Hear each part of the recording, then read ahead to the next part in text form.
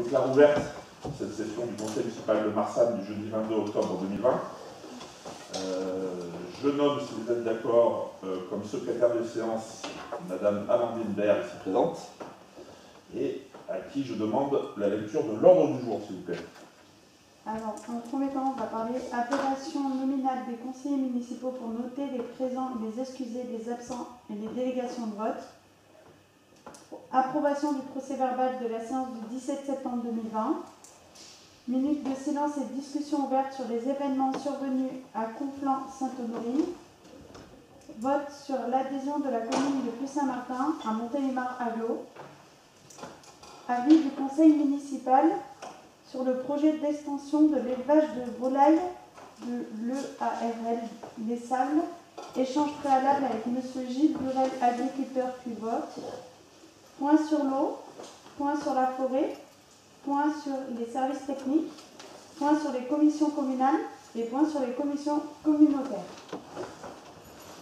Bien, un ordre du jour chargé. Donc nous allons faire l'appel nominal des présents, excusés et absents. Alors, Damien Lagier. Présent. Bernadette Porte. Présent. Stéphane Polnard. Présent. Yolande Urlacher. Présent.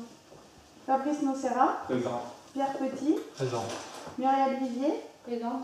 Sophie Gresslich. Présent. Pascaline Frédier. Présent. Raphaël Comte. Présent. Liane Reynaud. Présent. Amandine Baird présente. Philippe Chambol. Présent. Frédéric Hugon. Présent. Et Jean-Christophe Henry. Présent. Merci. Point 2, approbation du procès verbal de la séance du 17 septembre 2020. Y a-t-il des contre? Des abstentions? Merci. Bien, point numéro 3. J'ai ajouté la minute de silence et la discussion ouverte sur les événements survenus à Conflans-Sainte-Honorine. Je ne vais pas revenir dans le détail sur ce qui s'est passé. Je pense que tout le monde ici en a conscience. Les Marsanais ont souhaité, la semaine dernière, exprimer leur solidarité avec le corps enseignant, mais également, je crois, avec la nation. Nous nous sommes réunis dimanche dernier à 15h devant la mairie, comme vous avez pu le voir sur Facebook et dans la presse. Aujourd'hui, à l'appel de l'Association des maires de France, mais je pense qu'à l'appel de l'ensemble des élus français, nous allons observer une minute de silence à la mémoire de M. Paty, professeur, et en pensant à ce que nous pourrons faire, nous, à notre niveau, en tant que commune rurale, pour avancer ensemble. Voilà. Je vous demanderai de vous lever, de faire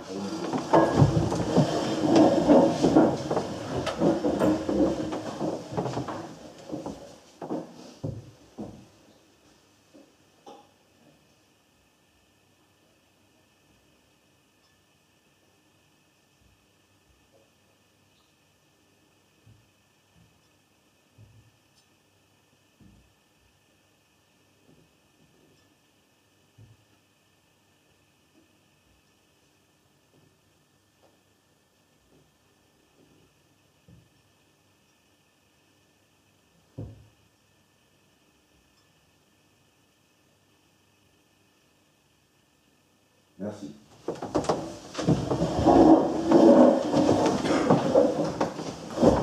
souhaite également qu'il puisse y avoir un moment d'échange sur ce sujet, pour ceux qui veulent en parler.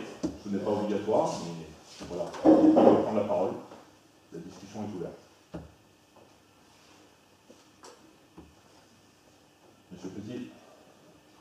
Oui, bien, moi je crois qu'il est important de souligner le fait que la seule solution pour éviter ces drames, c'est l'éducation, l'éducation, l'éducation.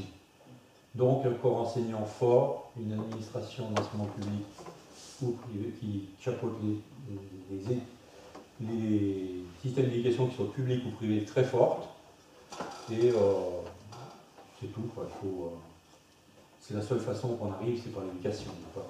Il n'y a pas d'autre mystère. C'est à la fois c'est un drame de l'ignorance. Voilà, c'est tout ce que j'avais à dire. Merci. Quelqu'un d'autre?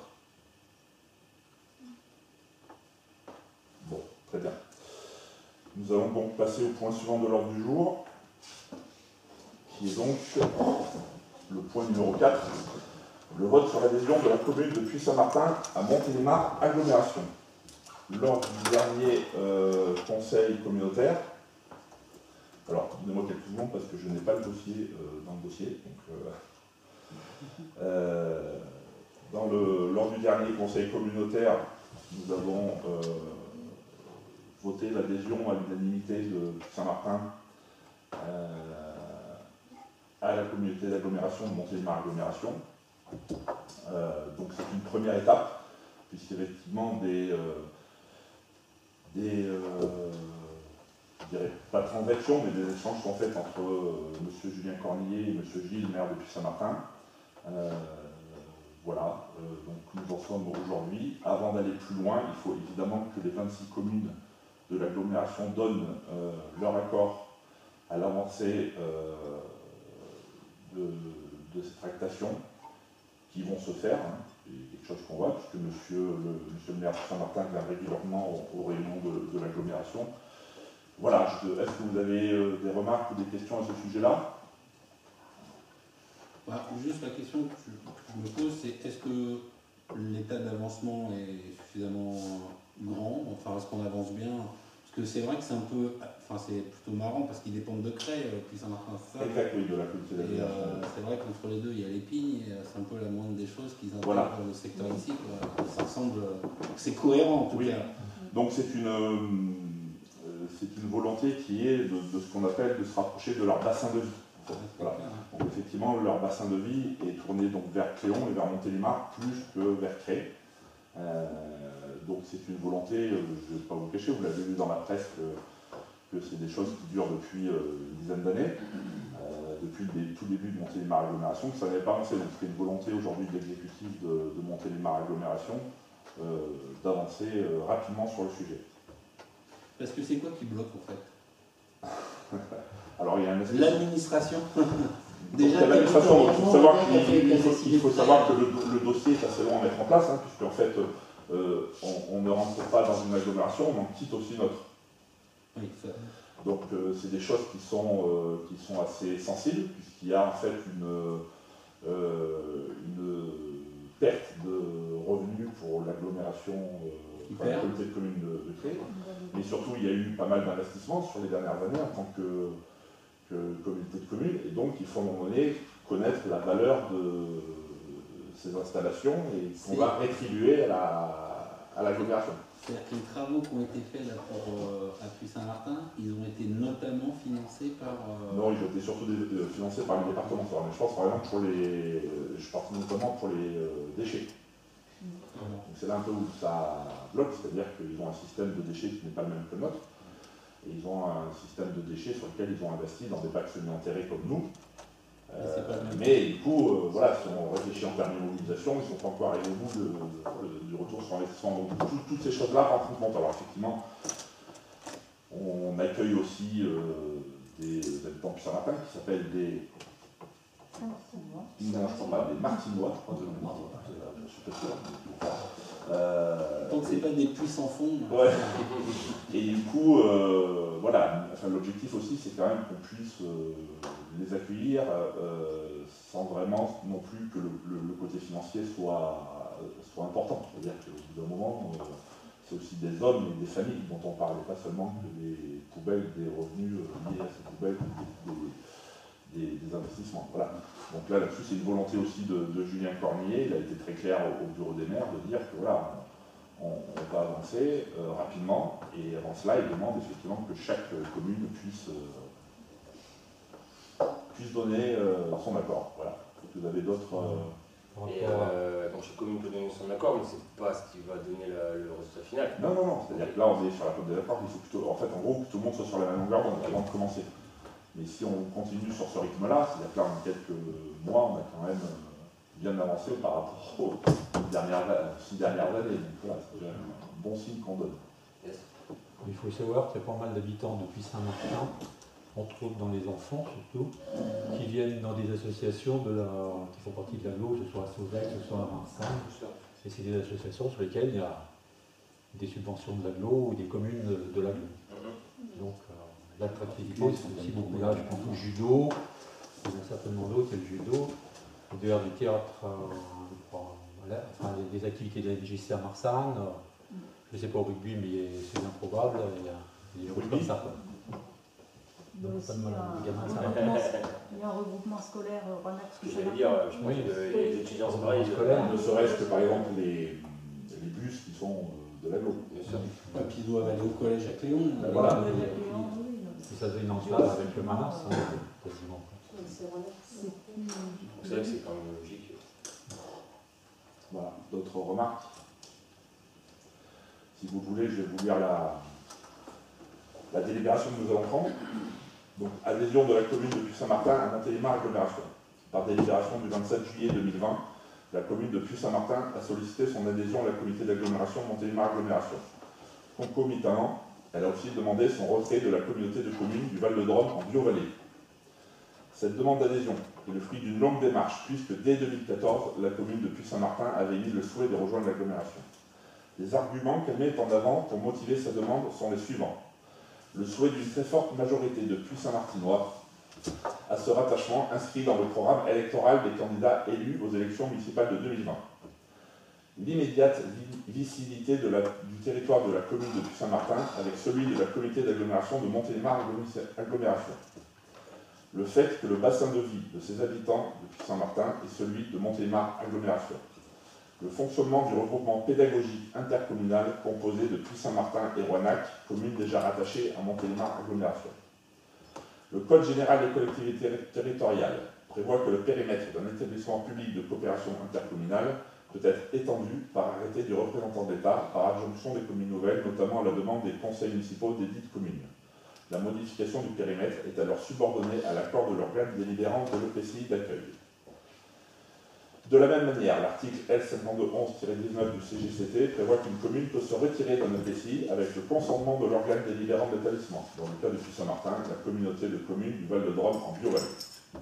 Montélimar Agglomération, par délibération du 23 septembre 2020, a donné une suite favorable à l'unanimité à cette demande d'adhésion. La procédure prévoit désormais que toutes les communes de l'EPCI sortant et de l'EPCI entrant doivent être consultées et doivent faire connaître par délibération leur position sur cette adhésion ou ce retrait dans les conditions de majorité qualifiée requises pour la création de l'EPCI, c'est-à-dire 2/3 au moins des conseils municipaux représentant 50% de la population totale ou 50% au moins des conseils municipaux représentant les 2/3 de la population totale. Il est donc proposé au conseil municipal, vu le Code général des collectivités territoriales, après en avoir entendu l'exposé précédent, après en avoir délibéré, ce que nous avons fait, d'approuver l'adhésion de la commune de Puy-Saint-Martin à Montélimar Agglomération. Je mets cette délibération au vote. Qui est au contre? Qui s'abstient?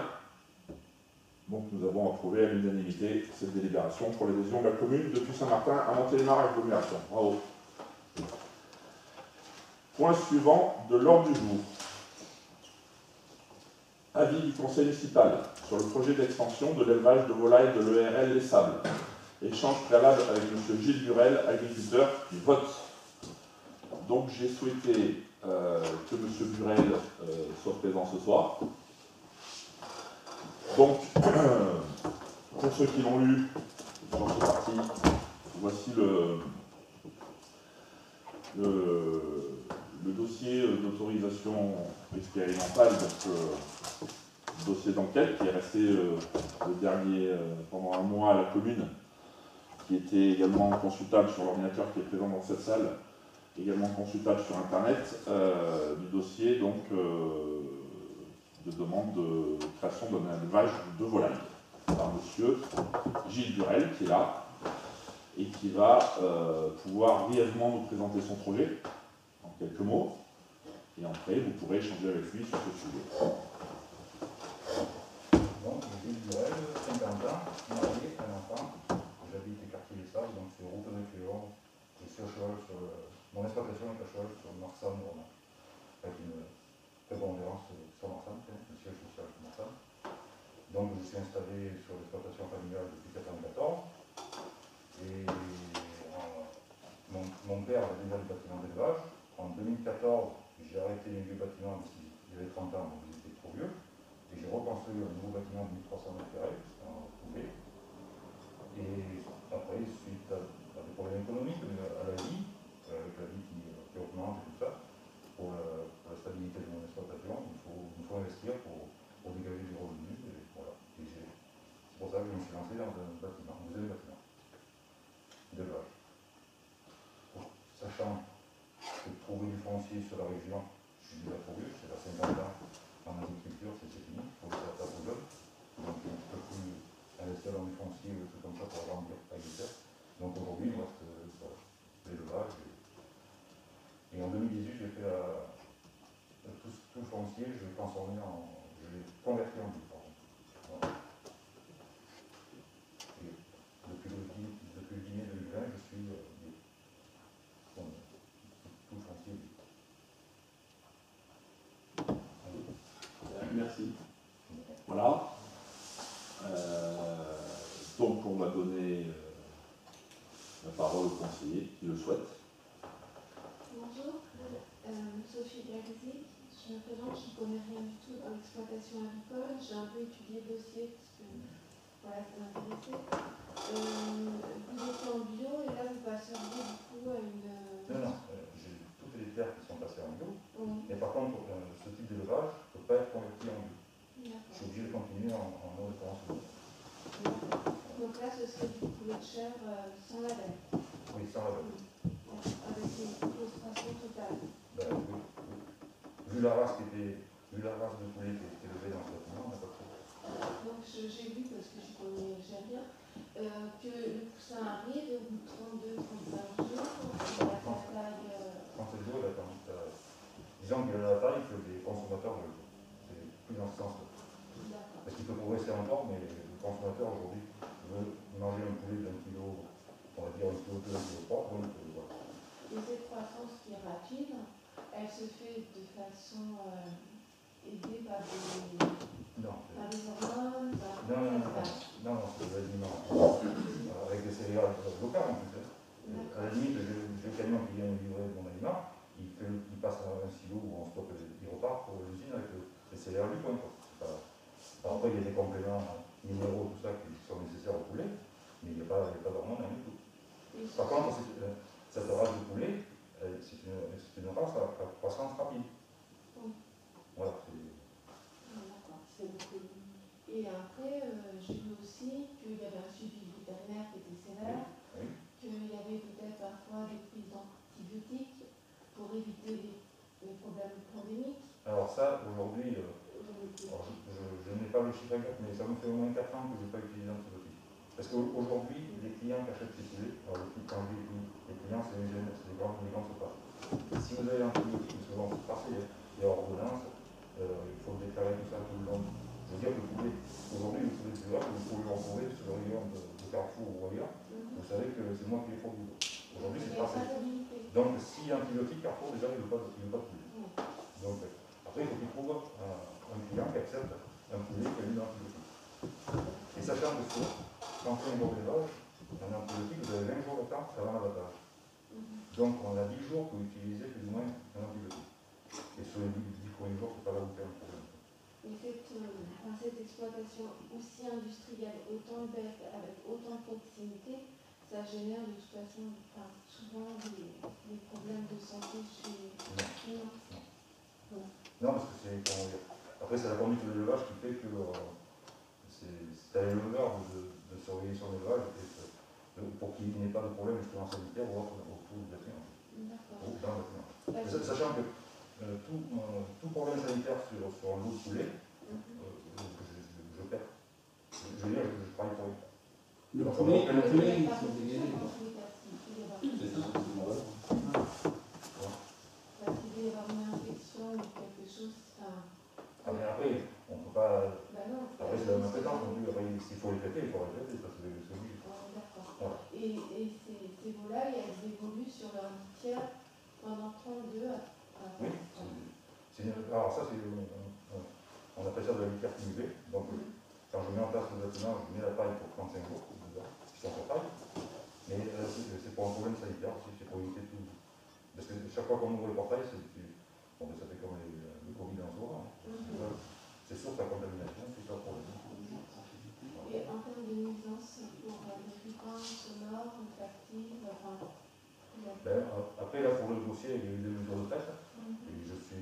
Même d'ailleurs, les mesures ont été très compliquées à faire, parce que je suis à 800 mètres au TGV, et le TGV faisait plus de bruit que l'élevage. Donc ils n'arrivaient pas à faire le discussion. Et pourquoi vous n'avez pas souhaité poursuivre dans le bio? Parce que déjà, alors le bio en intégration, comme je fais en ce moment, c'est quelque chose qui ne fonctionne pas. Parce que justement, en bio, la partie parasitaire, on ne peut pas la contrôler comme en conventionnel. Alors, c'est pas par des médicaments, hein. C'est juste à l'entretien des bâtiments, les produits qu'on va utiliser pour les nettoyer, tout ça. On n'a pas, en bio, on n'a pas cette. Donc, à un moment donné, on a dans le bâtiment, tout ce qui est bactéries, tout ça monte en puissance, ce qui fait qu'on ne peut plus le lever. Donc, il faut laisser le bâtiment fermé 1 an ou 1 an et demi, le temps que ça se stabilise pour que les poulets, on puisse les retirer. Et sachant que dans la grande distribution, ce poulet se vend très mal parce qu'il est trop cher par rapport à d'autres produits, à la demande du consommateur. Alors, le poulet bio, ça fonctionne. Il faut que vous ayez vos 500 poulets dans la cour. Vous les faites abattre, vous les vendez avec clientèle, vous faites une clientèle voisine. Et dans le coin, il n'y a pas la clientèle pour le bio? Pour la faire, c'est pas évident parce qu'il y a déjà des installations. Et c'est pas extensible comme ça. Et le problème que j'ai, c'est que c'est une petite exploitation que j'ai, mais pour du bio, elle est presque trop grande, et c'est pour ça que je suis embêté par rapport. Après, ça consomme beaucoup d'eau, par exemple.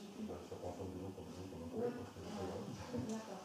Et est-ce que vous, enfin, il faut, si on a un problème d'eau comme c'est arrivé là avant l'été, et que il y avait tout l'approvisionnement sur l'exploitation, il faudrait que ces là soient le bois. C'est à moi de me débrouiller. Bon, ça m'est arrivé il y a 1 an ou 2, et j'ai pas eu de problème parce que j'ai fait ce qu'il fallait, le nécessaire. Ouais. On a toujours 2-3 preuves. Plus ou moins, c'est prévu sur l'exploitation, je ne vais pas avoir de problème.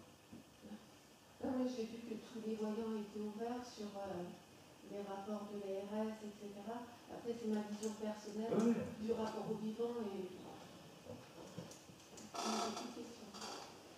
Chic, ta consommation annuelle, c'est à peu près combien en fonctionnement dedans, à peu près D'eau? Ouais. C'est dans les 3500, un peu comme ça. Donc, non, en tout, cube année à peu près, selon le nombre de temps. Je pense que c'est dans ces eaux-là, 3500 mètres cubes. 3500 mètres cubes. Ouais. Alors, c'est ce qu'on multiplie par 2 avec le nouveau. Avec les bêtes et l'exploitation. Oui, avec les 2 poulaillers, ça fera 7000.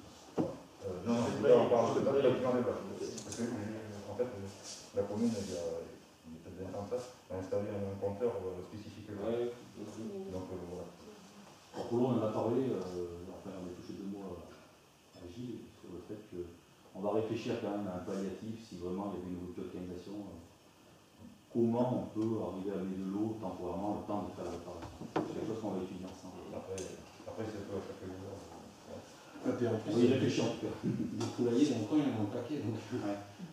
Mais par contre, excuse-moi, mais la production totale d'un lot, ça sera combien de poulets en fait?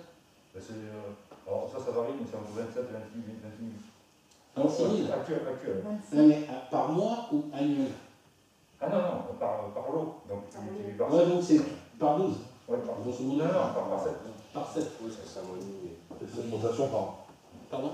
C'est 7 rotations Cette par an. rotation, c'est-à-dire que si c'est 30 jours, c'est-à-dire qu'il y a des pauses alors. Oui, chaque fois que Nettoyer.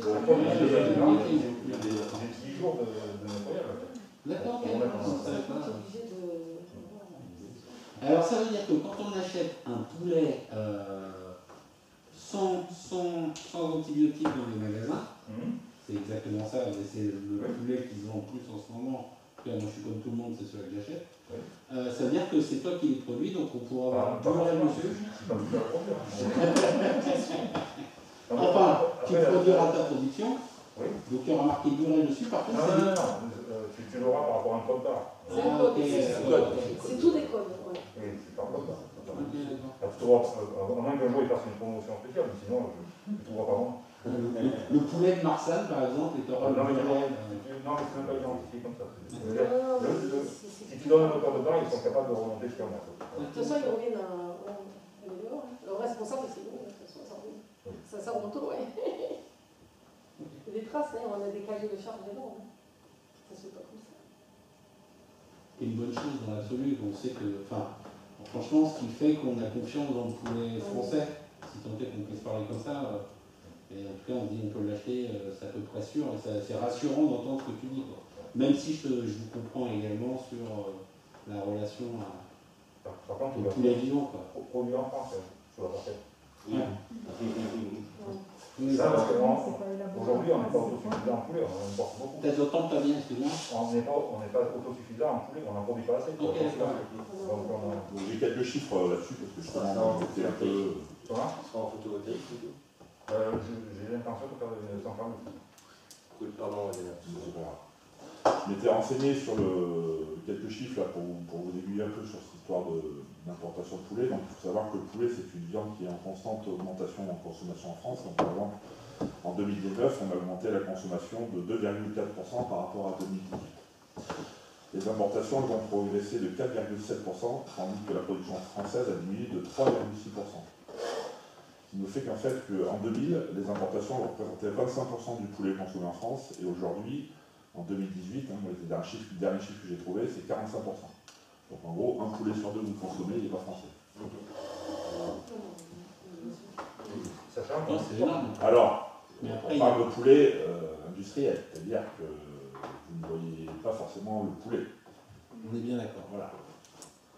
Tout ce qui C'est est le produit poulet, les nuggets, qu'on la production qu'on Pareil, l'Égypte, c'est de la découpe. C'est des poulets découpés. Oui. Après, c'est pour des cuisses ou des poules et des filets. D'ailleurs, c'est ce qu'on consomme plus en France, tout le reste, après, c'est exporté. C'est ce qu'on mange pas le reste. Et les poulets qui sont abattus dans quoi C'est dans le Gard. C'est une pollution de transport Après, le problème, c'est que les abattoirs se et déplacent. l'abattoir après. Il n'en est plus. Ah ben, à Grain, vous en avez un. Un grain, C'est pas une société. D'accord. Ah non, c'est dépendant. Il y a plusieurs sociétés. Ceci va être un problème de poulet quand ça revient, c'est du bœuf chaud. J'ai pas bien compris où est-ce qu'il serait étendu exactement. J'ai l'impression que c'est Bon, alors, il y a une partie qui est étendue sur mon exploitation en moi. Alors, vu que je suis en bout et pas composté, elle est étendue. Et après, on appelle ça des repreneurs. C'est que j'ai trouvé des partenaires agriculteurs. Ils avaient besoin de fumier. Ils n'ont pas d'élevage. Et ils ont plus ou moins, c'est eux qui vont me récupérer, ils vont me prendre mon fumier pour les prendre fort. Donc après, c'est des exploitations marsanaises, mais qui ont des terres sur Ornac, sur Cléon. Donc c'est pour ça que sur le plan de Pambas, il y a 3 communes qui sont mises. Et ce genre de fumier, c'est tout à fait ce qu'il faut pour faire du miel. Alors déjà, ils sont élevés sur paille, c'est des choses à paille. Et après, une fois compostés, oui. Après, Le taux de nitrate, etc. le composté, on modifie. Oui, on le perd. Le fait de le composter, il se transforme et on perd le nitrate. Composter, c'est qu'il y a un temps de latence entre la récolte du fumier et l'épandage. Oui. Ben, il faut pas qu'il y ait un an. Un an. Et il faut qu'il y ait. Par contre, moi, j'ai une opération à faire, c'est qu'il faut mesurer la montée de température. Il faut qu'il monte au moins à 70 degrés pendant 10 jours. C'est là que l'opération de compostage qui se fait.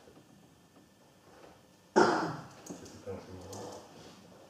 Il y avait une question qui est un peu anecdotique par rapport à ça. Est-ce que, par exemple, ce fumier, avant d'être étendu, est-ce qu'il a un traitement ou pas? Je t'explique pourquoi je dis ça.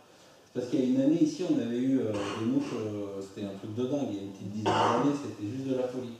Et à l'époque, on m'avait dit c'est parce que le fumier n'a pas été traité, c'est-à-dire qu'il n'avait pas balancé un produit dessus. Alors, moi, je ne suis pas du métier du tout. Non, c'est l'adhérence qu'on t'avait dit. C'était l'adhérence qu'on t'avait dit. Ouais, c'est les conneries. Parce que le fumier, il peut en faire un tas et puis il peut rien y faire. Non, mais je me suis dit, ça se dit, c'est un traitement contre les mouches. Enfin, j'en sais rien. Comment? C'est vrai, ça s'est dit. Ouais, ça s'est dit, hein, c'est pas arrivé. Hein. Non, c'est vrai. D'ailleurs, il n'y a aucun produit homologué aujourd'hui pour tuer de la mouche. Et là, je ne connais pas tout, mais je pense qu'il n'y a pas d'autorisation pour pouvoir faire ça. Okay. Et autre petite question qui n'a rien à voir, toujours, c'est une question de culture générale, c'est des poules. C'est des poulets, tu as le mâle et la femelle. D'accord, parce que est-ce qu'elles font des œufs, les poules? Eh bien, non, parce qu'en fait, pour qu'une poule fasse des œufs, il faut pas qu'elle soit grasse. Et là, comme c'est du poulet qui est cherché pour un œuf de la viande, il est gras, donc elle te fera un œuf, mais elle te fera un œuf tous les jours. Ouais, je comprends. Par rapport à une poule de pondeuse qui te fait un œuf tous les jours. Okay. Après, c'est des races qui sont faites pour ça. Tu as la race pour pondre, tu as la race pour manger. Oui. Pour manger. Ah, ça vient, quoi.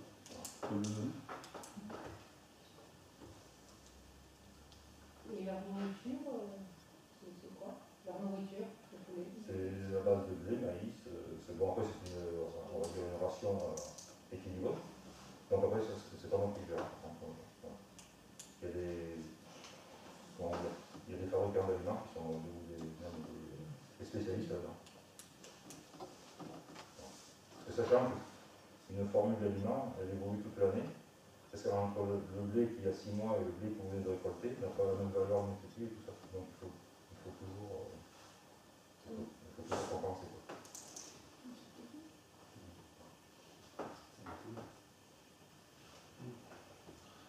D'autres interventions? Bien. C'était une nouveauté pour le conseil municipal de Marsanne d'accueillir un agriculteur sur un projet d'extension. Je pense qu'on en aura peut-être quelques-uns dans les années à venir. Donc voilà, merci d'avoir essuyé les plaques. C'était pas facile. Merci. Alors je vais te demander de sortir parce que du coup on va nous de notre côté délibérer et puis voter sur cette extension. Voilà.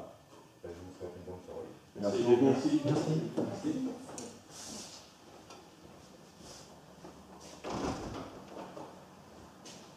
Bien, y a-t-il des échanges ou des remarques de certains conseillers? Je voulais savoir, comme le commissaire d'enquête publique est encore présent demain sur la mairie, Oui. si on pouvait voter ce soir. Oui. D'accord. C'est lui qui me l'a demandé d'ailleurs. Ok. Donc nous, il faut juste qu'on donne notre avis, Notre avis. hein, sans avoir à savoir ce qu'il y a dans l'enquête publique, enfin dans les résultats de l'enquête publique. Puisque le résultat de l'enquête publique est donné à la fin de l'enquête publique. Donc là, je n'ai accès, moi aujourd'hui, qu'au dossier, et vous aussi, qu'au dossier que chacun a pu consulter sur le mois qui a précédé.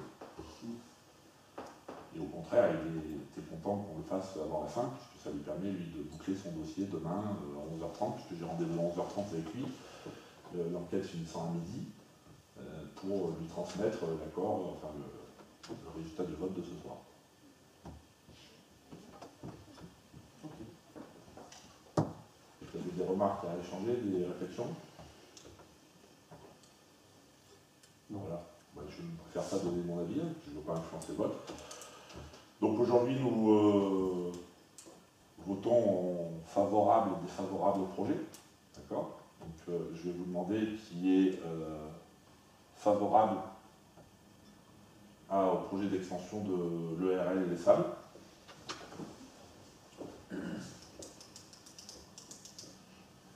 Qui on va faire l'abstention, qui s'abstient et qui est défavorable.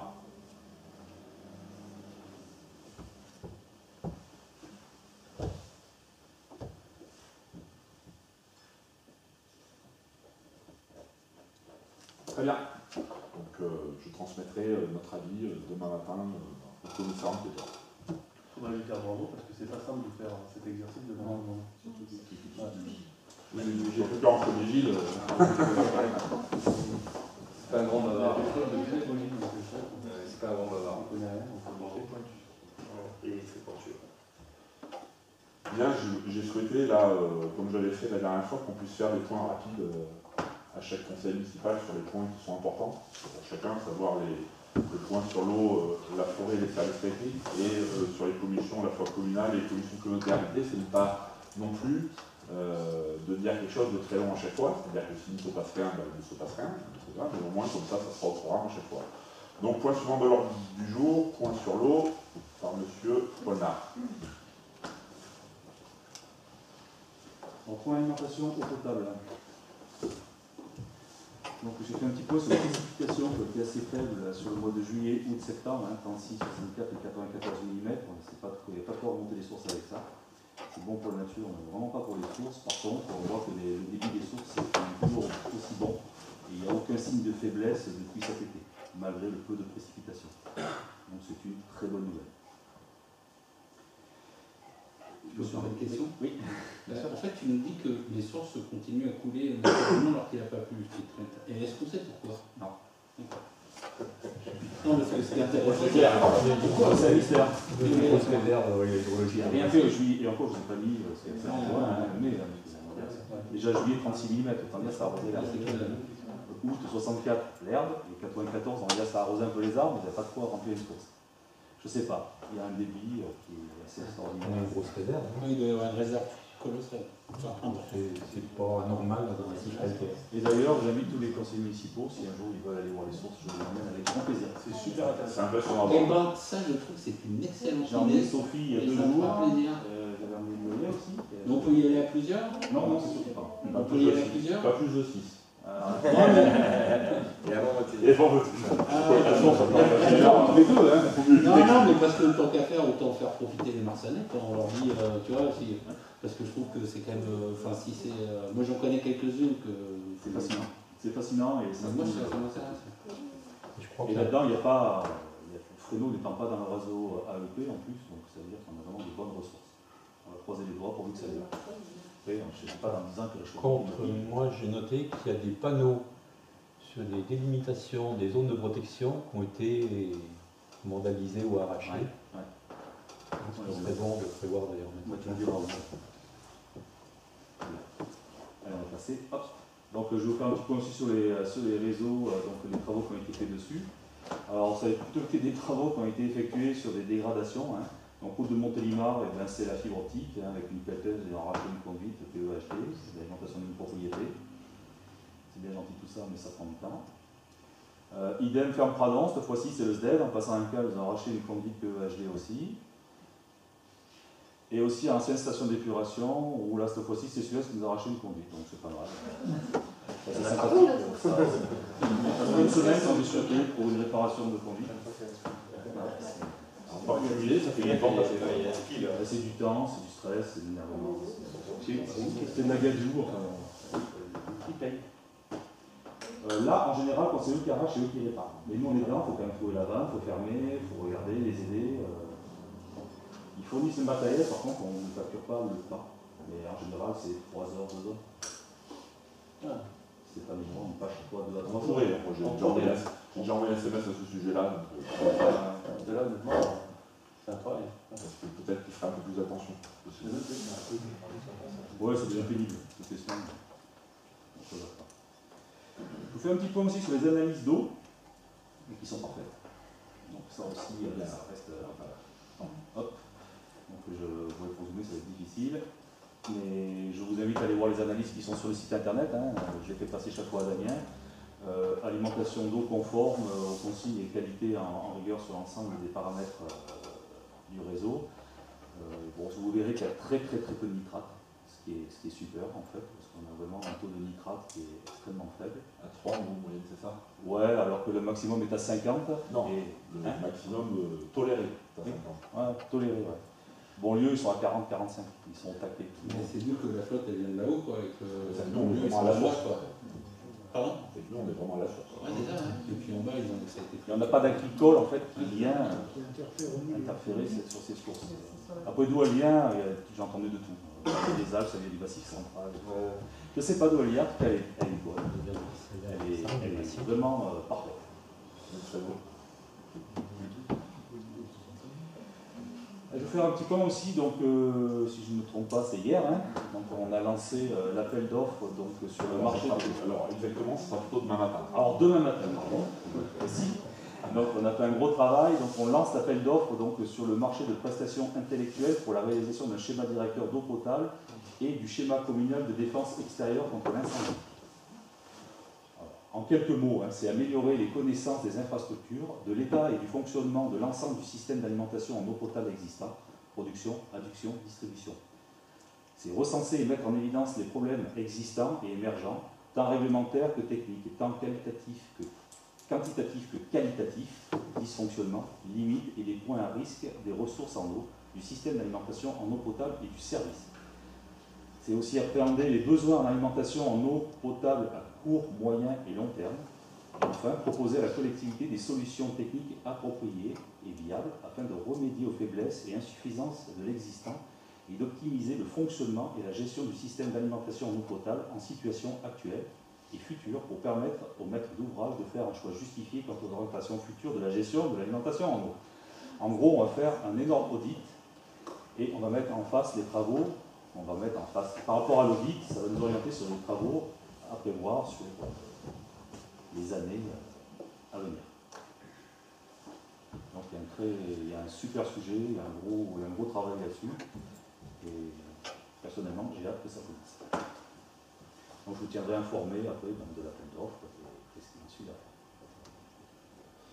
Donc là je voudrais quand même remercier l'énorme travail qu'ont fait Stéphane et Bernadette sur l'élaboration de l'appel d'offres, parce que déjà c'est notre premier appel d'offres, donc premier marché public. Donc du coup, ils ont énormément travaillé là-dessus. Moi, je vous en avais déjà parlé sur les précédents conseils, on est quand même... Montélimar-Aglo attend énormément de nous leur fournir ce type d'informations. Donc ils sont satisfaits qu'on puisse lancer cette étude de schéma de directeur sur l'ensemble. Et effectivement, par la suite, cela va nous aiguiller, notamment sur les travaux à faire sur la décennie à venir. Et je me permettrai la prochaine fois de prendre la main sur le point sur l'eau en faisant une étude avec Stéphane sur les tarifs des différentes communes pour que vous voyez bien les différences que nous a fait remarquer Montélimar-Aglo, et de vous faire un point également sur sur l'état du réseau d'eau en France, en fait, notamment sur nos communes voisines et même sur les agglomérations voisines comme Valence, puisque j'ai participé à plusieurs ateliers de travail, puisque c'est un sujet sur lequel j'essaie de récupérer le maximum d'informations et de me former au maximum sur le renouvellement des canalisations. Voilà, pour vous montrer qu'effectivement, il n'y a jamais eu de travaux faits à ce sujet-là, et qu'il y a une moyenne nationale, et qu'on est très en deçà de la moyenne nationale que recommandent les autorités, notamment l'agence de l'eau. Voilà, donc je me permettrai de vous faire cette présentation au prochain conseil municipal. Merci. Alors, on a un petit point avant le point sur les axes critiques, qui est le point sur la forêt. Mais tu peux le laisser, oui, c'est pas le point sur la forêt, c'est également un point qu'on fera. Alors, il n'y avait rien à voir à l'écran. Hein, ah si, on l'a déjà sur la forêt, d'accord. Très bien. Donc, c'est succinct. Stéphane, un premier point sur la forêt communale, et puis Bernadette va rajouter quelque chose. Oui. Donc, un petit point rapide sur la forêt communale. Je crois que ça sera très rapide. Hein. Pas toujours des choses qui se passent. Hein. Donc, vite fait, c'est 1100 hectares communaux. C'est une des plus anciennes, elle fait partie des plus anciennes forêts communales de France, quand même. C'est même bon à savoir. La députée pour son billet, c'est gentil, et ce nombreux chemins de randonnée. Je tiens à parler des coupes à fourragères cette année, suite au Covid, donc il y a une modification des dates butoirs des coupes à fourragères. Donc normalement, cette année, il n'y a pas d'exploitation mise à la vente en coupe à fourragères, étant donné que les lots de l'année dernière n'ont pas été faits. Donc en gros, ceux qui devaient être les exploitations des coupes qui étaient prorogées au 19 avril 2021 se finiront 2018-2020, pardon, se finiront le 19 avril 2021, et les coupes de 19-2021 se finiront le 15 avril 2022. En gros, on a rajouté un. Au lieu de finir au 15 avril 2021, ça finira en avril 2022. Étant donné cette année, il n'y a pas de vente. L'année dernière, personne n'a fait ses lots. On n'allait pas remettre des lots en vente, alors qu'il y a encore des lots qui ne sont pas finis. Et des lots il y a 2 ans qui n'ont pas été finis suite au confinement. Au bout d'un moment, on stoppe. Les gens finissent le travail, on remettra à la vente l'année prochaine. Okay. Pour le coup, je comprends la question bien, mais moi je trouve que c'est une très bonne décision. C'est-à-dire qu'à un moment, c'est pas fini avant de commencer à revendre des trucs qui ne sont pas faits après. Alors c'était Gilbert Fédier qui avait fait cette décision, et là, j'étais bien d'accord pour ne pas refaire encore une 3e parcelle de l'eau. On va finir le travail, parce que le niveau écologique, c'est pas bon non plus. Hein. On va étaler sur 3 ans des coupes, il y en a, ils repassent dessus, ils cassent les repousses. Au bout d'un moment, il faut quand même que ce soit propre. C'est ça. C'est juste pour l'information. Voilà, si on me pose la question, cette année, il n'y a pas de coupe à fourragère, et c'est reporté d'un an. Juste, j'ai une petite information aussi de Vincent Martel de NOAMF. Hein. Donc, il y a eu un nettoyage de la limite forêt pleine qui était prévue cette année sur 2,3 km. Donc, en gros, ça partait de un peu plus loin que la Caillard Félix jusqu'en limite de Rouanac. Donc, ce qu'on appelle la limite de forêt pleine, ce qu'on appelle aussi la tranchée rouge, donc c'est la délimitation forêt communale, qui est bornée tous les 200 ans.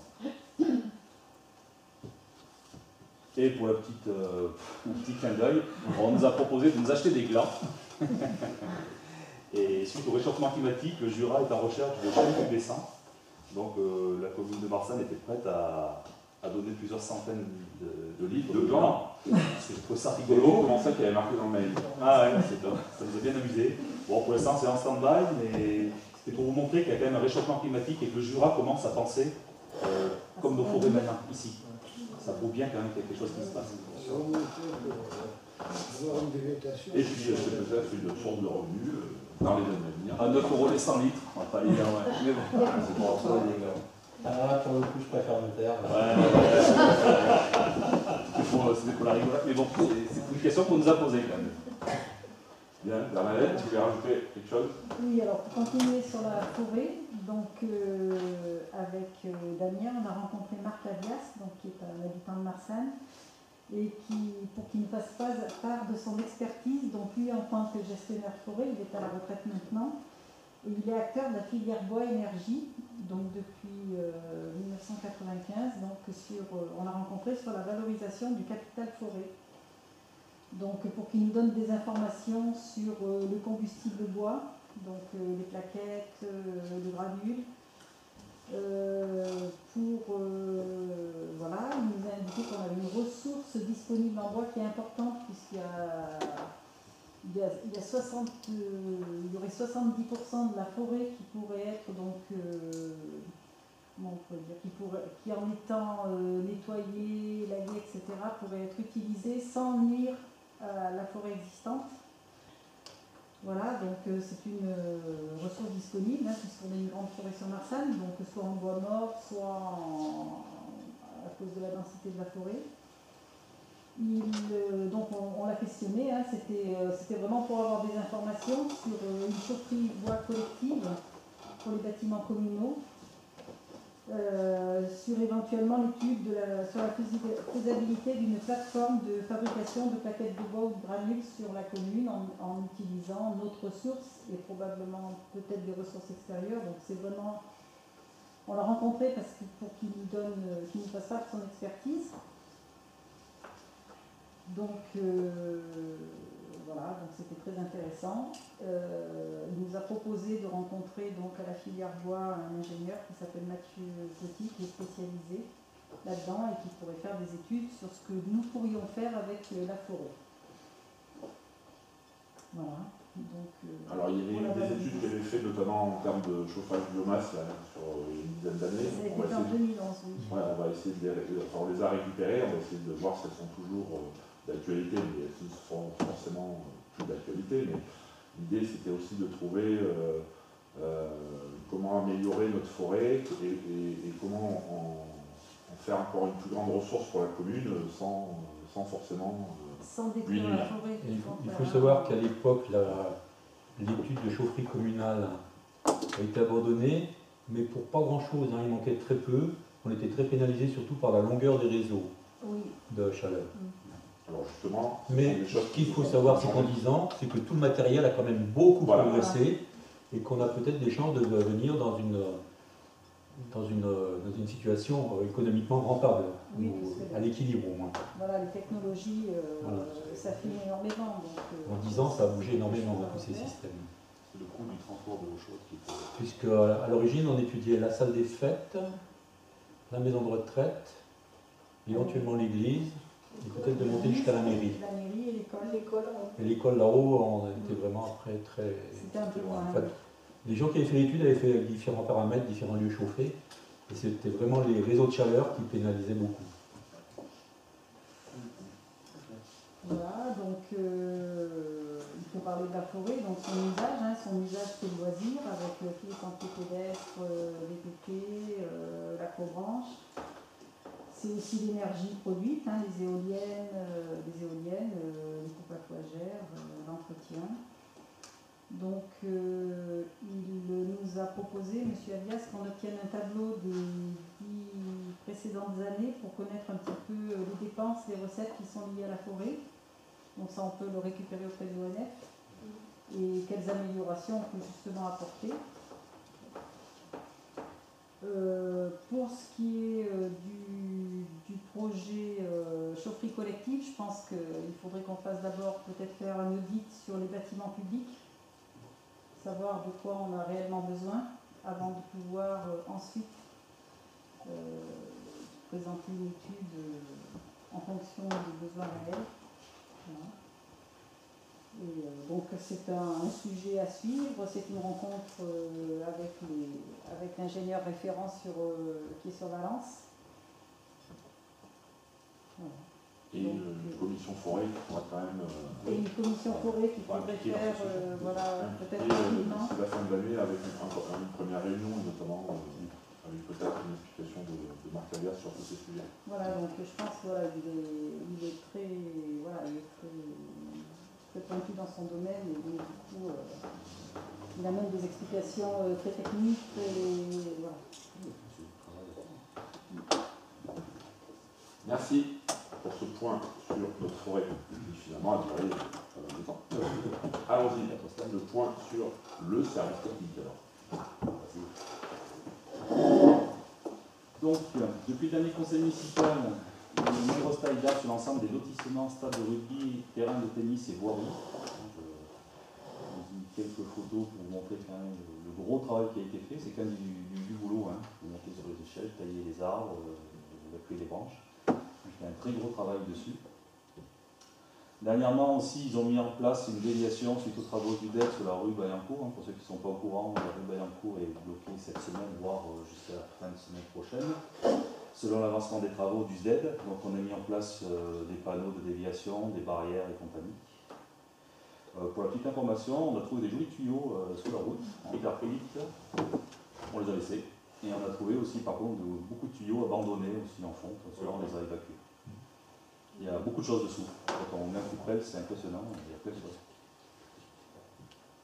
On a rencontré aussi les élèves du CAP de Karine Marty, donc c'est les CAP métiers de l'agriculture, donc c'est ceux qui ont fourni les fleurs pour le florissement du village.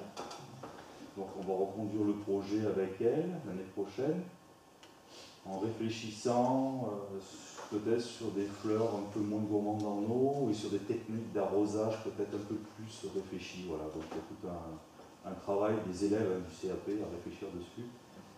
Voilà. Donc il faut améliorer, pas passer tous les jours pour arroser, ça prend trop de temps, ça coûte trop cher en temps.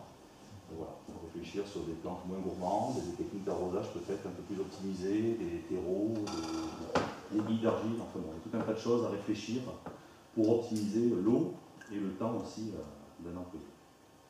Pour la petite histoire, je les ai autorisés à prendre en main tous les achats des fleurs de Marsat, ce qui leur fait un petit revenu, une petite activité, nous ne revient pas plus cher, et au moins c'est eux qui iront choisir et acheter les plantes directement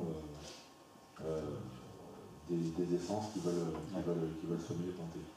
Ils ont même fait des boutures, des plantes actuelles. Ils ont récupéré les anciens pots, les anciens bacs, c'est pour lesquels ils n'y sont pas, pour récupérer celles qui sont encore viables pour l'année prochaine. Pour les boutures. C'est très intéressant, ces élèves. Bon, on a mis en place aussi des filtres sur les spots de Saint-Félix pour Octobre Rose. Donc ça c'était une idée de Damien et je trouve ça sympa de vous montrer aussi en photo. C'était quand même quelque chose pour le mois d'octobre qui n'a jamais été fait et qui est sympa à faire et qui mérite d'être dit. Et aussi le service technique actuellement, c'est des gros travaux de ramassage de feuilles en blanc dans le village. À ce jour on a déjà plus de 4 camions de feuilles et on n'est pas tombé le 10e de ce qu'il y a encore sur les arbres. La mise en place de plaquettes pour les rats dans le bouche d'égout, on a des gros problèmes de rats. J'en ai fait part à l'agglo, mais bon, le temps que ça se mette en place, on a fait des actions. Donc on a suspendu des plaquettes dans les bouches fluviales. Donc c'est une compétence de l'agglo. C'est une compétence de l'agglo, le temps que ça bouge, le rat allant très vite à se reproduire. Il y en a toujours eu des rats ici. Il y en aura toujours. Mais sur une galerie, je me souviens sur la place Auguste Canon, on va se balader en plein du rang. Bon, après, il faut arriver à un niveau acceptable, on va dire. Pourquoi c'est l'agglo qui a l'assainissement? L'assainissement, c'est la compétence de l'agglo. Donc ça va être mis en place, mais en attendant, voilà, on a mis des plaquettes et on s'en occupe. Et on a fait des nettoyages complets des lavoirs, des fontaines et des bouches fluviales, justement, où il y a les rats du village. Voilà. Parce qu'ils sont dans les anciens locaux, des choses comme ça? Oui, il y a quelques parties qui sont mélangées fluviales eau usée dans le village, donc ça navigue et dès qu'il pleut, Jean Hugon il les voit sortir par le tunnel. La boulangerie aussi s'est sortie par la bouge plus bien aussi. On voyait bien les trous en fait. Hein, donc, Les spies sont tombés dessus des arbres. oui, donc du rat, il y en a toujours eu. Hein. Mais bon, le but, c'est qu'ils ne se reproduisent pas trop, qu'on ne l'aurait pas promené en plein jour dans le village. Au niveau sanitaire, c'est pas ça. Donc on leur donne à manger, ils mangent très bien. Voilà. Merci. Merci. Question sur le désastre rapide.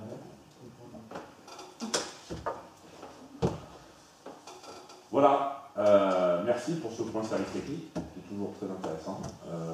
Les deux derniers points sont sur les commissions, d'abord les commissions communales et les commissions communautaires. Les commissions communales, je pense qu'il n'y a pas grand chose à dire. Moi, je lance les miennes à la rentrée. À la rentrée. Voilà, Ah, d'accord. Ah oui, bientôt. Après les vacances, très bien. Il y a juste eu la commission finance qu'on a réunie. Moi, commission communication, il faudrait qu'on la fasse rapidement parce que j'ai des choses à dire et à faire. Voilà. Donc, on va essayer là. J'ai fait, je démarre un peu de dispo à Landine. Le soir, je suis là. Voilà. La journée, c'est compliqué. Ou alors lundi, mardi, mercredi, j'arrive à me débrouiller. D'accord. Si c'est calé 15 jours, 3 semaines à l'avance, je J'aimerais bien qu'on voilà, j'aimerais qu'on cale 2-3 trucs. Il faut le caler à l'avance et je le bloque dans mon agenda. D'autres commissions communales qui se sont réunies? Non, pas encore pour la culture des assos. J'essaie d'en faire avant la fin de l'année, à la rentrée aussi. J'ai rien compris à ce que tu as dit. Je dis pour commission culture et association, j'essaie d'organiser ça avant décembre, d'ici le mois de novembre. Je vous tiens au courant. Ok, je peux poser une question? On peut. Concernant les festivités, alors en fait, ça tombe bien que tu en parles parce que je. Voilà, Alors, on est sur le point, attends, on est sur les points sur les commissions. Oui, bien sûr, mais j'y reviens. Donc il y a bien le développement économique où j'ai le rendez-vous le 27-10, donc c'est bien noté. Voilà, la commission, c'est mardi prochain. Ouais, c'est ça. Hein. Donc ça, c'est en ordre pour moi. Communication, tu dis que ça, on va avancer. Culture, festivité, vie associative, ça veut dire que tout ça, on fait ça quand? Fin d'année? Je dis, ouais, je pense que c'est après les vacances, mois de novembre, j'organise ça, je vous tiens au courant. Ok. Donc après, tu as bien compris la question que je voulais poser? Non? Ben non, c'est pas ça. C'est-à-dire que dans festivité, c'est-à-dire qu'il y avait le marché de Noël, savoir si vous avez réfléchi à ça ou pas. Alors, attention, festivité ne veut pas dire qu'on va empiéter sur le travail du comité des fêtes. Et justement, ça tombe bien qu'on parle du comité des fêtes, parce que j'ai ouï dire, mais pour le coup, je suis très peu sur Marsanne ces temps-ci, qu'on avait perdu Virginie à la tête du comité des fêtes. Ah bah oui, bien Oui. Et ben, je voulais savoir où ça en était, sur si quelqu'un avait pris la place. C'est Yann, Yann, c'est avec Yann. donc oui, il y avait l'assemblée générale le mardi soir. On était Hier soir. Non, mardi soir. Mardi soir. Le mardi soir. Oui. Donc ils sont réunis, donc il y a eu le nouveau vote du bureau. Donc c'est du coup France 7 Bénavent qui a pris la présidence, qui était vice-présidente avant. Donc effectivement, ça va pouvoir parler du marché de Noël. Donc ils sont un peu inquiets, donc on essaie de les rassurer pour voir comment ça allait, déjà les nouvelles normes, comment ça allait avancer. Donc si ça se fait, ça sera sur un nouveau système, donc ça ne passera plus dans le village. Donc je pense que c'est en cours d'études, il faut qu'ils se rassemblent. Ouais, je pense qu'il ne faut pas trop. Voilà. Peut-être faire un village de Noël. Voilà. Au niveau Je pense qu'il faut qu'ils se rassemblent entre eux déjà pour qu'ils voient ce qu'ils veulent faire et comment ils veulent le faire. On les rencontre la semaine prochaine. Voilà. On va nous voir la semaine prochaine. Et ben voilà, donc ça c'est là où je voulais en venir également. Donc s'il se passe des choses, comme je fais partie de cette commission, je veux bien être informé pour savoir un petit peu, parce que il se trouve que je cours après les informations, donc je les ai, mais à chaque fois j'arrive. Apparemment tu ne les as pas toutes, puisqu'il Mais j'arrive toujours après la guerre. La dernière fois, je trouve que comme Yann avait un rendez-vous aux aubergistes, j'étais là. Il m'a dit est-ce que tu peux venir, mais enfin pour le coup, voilà, c'est pas possible. Et je tiens à dire que si je me suis inscrit, je parle pour moi, si je me suis inscrit dans des commissions, c'est pas pour être informé après, une fois que tout s'est passé. Et après quoi Par exemple, là, j'apprends qu'il y a quelqu'un qui vient d'être nommé. Oui, mais ça, je vais finir mon C'est des assemblées générales, les comités des fêtes. Je vais finir mon raisonnement. On va sûrement déplacer le marché de Noël, ce qui est sûrement une très bonne oui, mais ça, nouvelle. il fallait se présenter à l'Assemblée générale du comité des fêtes qui était affiché comme quoi il y avait une date et comme quoi c'était ouvert à tout le monde. D'accord, non, mais je doute pas un instant. Ce que je sais, c'est que personnellement, j'étais dans la commission, je suis dans la commission qui devrait, enfin, qui est plutôt concernée par ça, et je le découvre. Voilà. Alors après, on pourra toujours me reprocher que c'est de ma faute, mais moi j'estime que non. Parce que je me tiens au courant. Mais non, tu t'es Bah pas au non, courant, parce tu viens de que la découvrir Assemblée que générale Virginie Ce qu'il faut quand a même démissionné le 17 août. Écoute, carrément, Non, ouais. Ce qu'il faut quand même préciser, c'est que pour le moment, la commission n'a pas été saisie, puisque le comité des fêtes n'a pas arrêté sa position définitive. Moi, il voulait qu'on avance sur le sujet. J'ai mis une condition sine qua non qu'on puisse avancer sur le sujet du marché de Noël et qu'il y ait un président du comité des fêtes, en l'occurrence une présidente, et qui a été élu mardi soir. On ne va pas aller plus vite que ça. Qui présentera dans le... Maintenant, évidemment, tous les jours, ils me demandent si en décembre on pourra faire un marché de Noël. Je leur réponds, je ne sais même pas quelle sera la règle dans 2 semaines. Au 1er avril, on ne pourra pas faire grand-chose. Hein. Voilà. Après, qui me connaît, moi je suis pour qu'on y aille. Évidemment, on va le faire. Maintenant, les maires, je pense que c'est... Non, mais moi, mon propos n'est pas sur le principe de savoir s'il faut le faire ou pas le faire, parce que pour un coup, je partage plutôt ton avis, mais après, il faut aussi être raisonnable. C'est que simplement, je fais partie d'une commission, et je me dis, c'est quoi, j'ai l'impression que je suis un gentil garçon, et on me dit après, bah tiens, non, je suis là, c'est pour le faire, c'est pour être informé. Après, pour le bah, comité des fêtes, le comité des fêtes est indépendant. tous les gens de la Tu commission. peux me dire ce que tu veux. Non, mais je te parle pas. Ils ont fait, ils ont quand même fait. Attends, depuis le mois d'août, ils ont quand même fait 2 assemblées générales, un conseil d'administration, donc là on n'était pas conviés, enfin voilà, il y a eu une activité, plus des réunions intermédiaires. Bon, j'y sais, je te rappelle que l'année dernière, pendant la campagne électorale, tu y étais, à l'assemblée générale du comité des fêtes, tu as fait ta carte, comme moi. Oui, non, mais voilà, donc au bout d'un moment, il s'agit aussi d'y aller au moment où on te convoque. Bah, sauf que là, j'ai pas été convoqué. Bah, t'as pas été convoqué parce que tu as changé de mail entre temps, tu leur as pas dit. Mais j'ai jamais changé de mail, il faut arrêter avec cette histoire de mail, parce que je ne reçois jamais les mails. C'est pour ça que je dis aux gens que maintenant ton adresse est bien fait en mail. Non, je ne peux pas expliquer mes mails, mon mail c'est le même depuis toujours. Non. Après, on ne l'a pas envoyé non plus à tout le monde. Le truc, c'est que pour le comité des fêtes, c'était ouvert à tout le monde l'assemblée. Donc tous les Marsanais pouvaient venir à l'assemblée et venir à la réunion. Et la commission, c'est pas forcément que les gens qui ont été. Le comité des fêtes. Dans le journal, c'est apparu, c'est apparu de partout. Le comité des fêtes, c'est un point, et je parle aussi, moi je parle de la commission, c'est-à-dire culture, festivité, vie associative. Oui, mais on n'a pas encore fait, C'est pas encore réuni, et puis en ce moment, c'est bon, on veut dire qu'il n'y a pas trop de. Voilà, c'est ton silence pour ça. Non, mais encore une fois, le propos c'est pas d'être conciliant, pas d'être conciliant, c'est de vous dire voilà, on prend le soin d'être dans une commission, on est tous, enfin tous les 3 dans des commissions. Je me rappelle qu'il était quand même de bon ton qu'on soit dans les commissions ce qu'on a fait, et il me semble que c'est la moindre des choses qu'on soit complètement mis dans ce qui s'y passe. Voilà, c'est tout. Après, il n'y a pas eu de commission. C'est ma position, j'ai bien compris. Il y a 45 fois, mais au bout d'un moment. Enfin, j'ai bien compris que vous n'étiez pas d'accord avec moi. En tout cas, non, vous je suis pas d'accord avec toi. Donc je souhaite être informé. Oui, mais en fait, je pense que tu crois qu'il y a eu une réunion de la commission.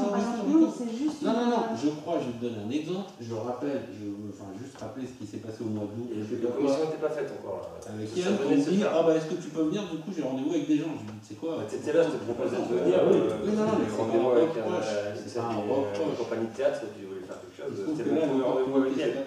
Comme quoi il se passe des choses et que je veux simplement être informé, ce qui me paraît la moindre des choses. Pour info, personne ne s'est pas informé entre nous de la date de l'Assemblée Générale du Comité des fêtes. Non, mais je ne pense pas non plus qu'il y ait un complot, qu'on soit bien d'accord, je suis loin de tout ça. Je donne simplement ma position, de dire voilà, je vais être informé. C'est tout ça.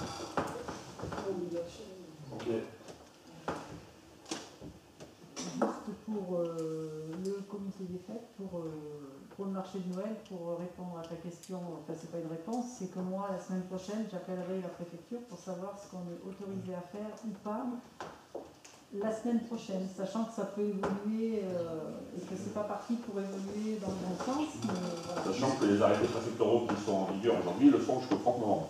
Ils ont fait un vote pour le maintenir le marché de Noël qui a été accepté, donc presque unanime, pour le vote marché de Noël. Donc, il y a une étude pour faire le marché de Noël. après, les conditions Après, sanitaires, voilà. ça se fera ou ça ne se fera pas, mais ils vont essayer de présenter un dossier. Voilà, je leur ai demandé qu'ils fassent pour la c'est confiance, bien. c'est-à-dire qu'on avance sur le dossier et qu'on verra. Ils ont voté favorablement à l'étude. Non, non, mais encore une fois, je ne fais pas une fixette sur le marché de Noël, je fais une fixette Non, non, sur la commission culture. Pas la commission de l'AG. Voilà. Après, je viens d'apprendre, pour le coup, en revenant, j'ai écouté les infos, j'ai appris qu'ils avaient arrêté le marché de Strasbourg, qui est quand même un très gros marché. Je me dis, bon. Oui, bon, alors, on peut quand même. Oui, non, mais on n'est pas dans la même cour, on est bien d'accord, mais c'est te dire que. Alors, ils vont pas aller, c'est-à-dire qu'ils empêchent les chalets pour qu'ils Voilà, c'est ça. Bon. Je sais pas si tu as déjà été au marché de Noël de Strasbourg, sans les chalets, c'est Sans plus les pareil. chalets, c'est un peu, oui. Après, voilà, là, après... Bien, on a une commission qui marche bien, qui s'est réunie plusieurs fois, c'est le CCAS. Voilà, je vais aller avant que ce soit terminé. Donc pareil, on va faire une commission la première semaine du mois de novembre, je pense le jeudi 5, ça doit être. Voilà, selon la commission aussi jeunesse et sport, puisqu'il faut qu'on équilibre, mais ça n'empêche que le CCAS s'est réuni effectivement plusieurs fois et puis qu'on, je pense, communique bien par mail, c'est le sentiment que j'ai, donc Frédéric qui en fait partie, je pense que des fois... Oui, je pense qu'effectivement, il faut en revenir à ce que dit, effectivement, je pense qu'après, une fois la première commission passée et que les mails seront lancés, voilà, ça viendra. Mais c'est vrai qu'il faut lancer les premières. Bien. Moi, je vais juste la commission urbanisme, voilà, réseau, donc vous faites partie. Moi, j'avais une question. Est-ce qu'éventuellement, ça peut avoir lieu un samedi matin? Est-ce que vous êtes disponible si ça a lieu un samedi matin plutôt qu'un soir dans la semaine? C'est possible. C'est pareil si on est prévenu suffisamment. Voilà, donc j'avais pensé pareil, début novembre, peut-être le 7 novembre, mais à confirmer, ou la semaine suivante. Moi, ça m'arrange plutôt le samedi matin, toi ça t'arrange pas. Ça peut être un soir à 18h, hein, mais bon, après il faudra qu'on ait fini. Toute la semaine, c'est quoi ça? Un dimanche matin? Non, mais, non, mais comme je travaille, ça m'arrange voilà, que ce soit le samedi matin. Si vous préférez un soir, ça sera 18h et après, il faudra pas que, voilà, 20h on a terminé parce que sachant que l'urbanisme c'est quand même un gros dossier, qu'il y a beaucoup de choses dont il faut parler. Mais si on est prévenu suffisamment à l'avance que le samedi, moi je peux... Ouais, Pierre, tu serais disponible toi, le samedi? Je suis en vrai disponible. D'accord, et Frédéric, toi? Oui, ça n'a pas d'importance. Ça n'a pas d'importance? Je préfère le soir, mais bon. Bon, je verrai, je vais voir si je peux inverser une journée de travail le jour où je fais la commission, peut-être que ce soit un vendredi soir, à ce moment-là, ça peut être à 17h, 17h, c'est des horaires qui vous conviennent. C'est toi que oui, tout à l'heure. Bon, je m'adapte, je n'ai pas d'horaire. Bon, on verrait ça ensemble. On verra ça ensemble, voilà. Sur les commissions, d'autres choses sur les commissions communales, non? C'est bon? Non. Très bien. Le patrimoine, il faudrait qu'on arrive à faire le point du dossier Saint-Félix, on en est, puisque maintenant il y a la mission Berne qui commence à nous demander je sais pas si on a reçu, nous, Amélie Martin, on a reçu un mail aujourd'hui. Je l'ai envoyé à Marie-Agnès, je lui ai demandé qu'elle te le transmette. Non, mais je l'ai déjà reçu avant. Tu l'as reçu avant? Ouais. Sur ce sujet-là, j'ai convoqué tous les financeurs le 5 novembre, je crois. C'est ça. Ok. Voilà. On peut assister. Oui, j'ai envoyé à Nicolas aussi, tu l'as pas vu? Non. Bon, on peut dire. Pas lancé. Donc il ne faut surtout pas répondre en direct à la mission Berne. En fait. Tout à fait, on a pensé que ça Donc fait il n'y a pas de souci, j'ai répondu à la. Comme il faut bien lieu sur le propriétaire des lieux, c'est un J'ai répondu à la mission Berne hier en leur disant que je leur répondrai mi-novembre après avoir rendu les financeurs puisqu'ils nous demandent une mise à jour du dossier pour le 27 novembre afin de décider au mois de décembre le montant des fonds attribués. Ok. Voilà. Sur les commissions communautaires, donc est-ce que vous vous souvenez des commissions communautaires? Il y avait 8 commissions communautaires, donc il y en a quelques-unes qui ont commencé. Moi j'ai participé à celle de la démocratie locale, sur laquelle on a travaillé sur le pacte de gouvernance de Montélimar-Élo. Donc pour l'instant c'était vraiment juste la première, je pense que c'était le cas de toutes les commissions, c'était une commission de présentation. Et j'ai assisté ce soir à la communication développement, donc dans les commissions la plus lourde, où il y a le tourisme sur lequel moi je m'occupe, également l'économie et également l'agriculture. Donc ce soir on a eu un travail sur les subventions demandées par les associations dites économiques de Montier-Margot, Maison Locale, l'Initiative Provence et puis Convergence 26. Et également donc une présentation de l'agriculture, mais que j'ai portée moi, puisque je suis venu vous rejoindre dans le conseil municipal. Donc je propose que chacun dise dans chaque commission qui a assisté brièvement, comme je viens de faire, ce qui s'est passé. J'ai fait commission culture, donc c'était le 13 octobre. Donc c'était vraiment une présentation aussi, c'était pas long, il y avait du monde, une bonne trentaine de personnes. Donc ils ont vraiment présenté les 6 structures culturelles de l'agglo. Donc je suis en gros l'auditorium, les archives municipales et communales, le musée d'art, le cinéma des Templiers, la médiathèque et le conservatoire. Donc c'était très intéressant. Donc voilà, c'est vraiment une petite présentation, très sympathique. Donc voilà, pas plus à dire. Très bien. Oui, donc le 13 octobre également, il y a eu la commission urbanisme, logement, transport. Donc pareil, c'était une réunion de présentation, de synthèse et de présentation sur ce qui se fait. Donc il y avait les trois élus référents.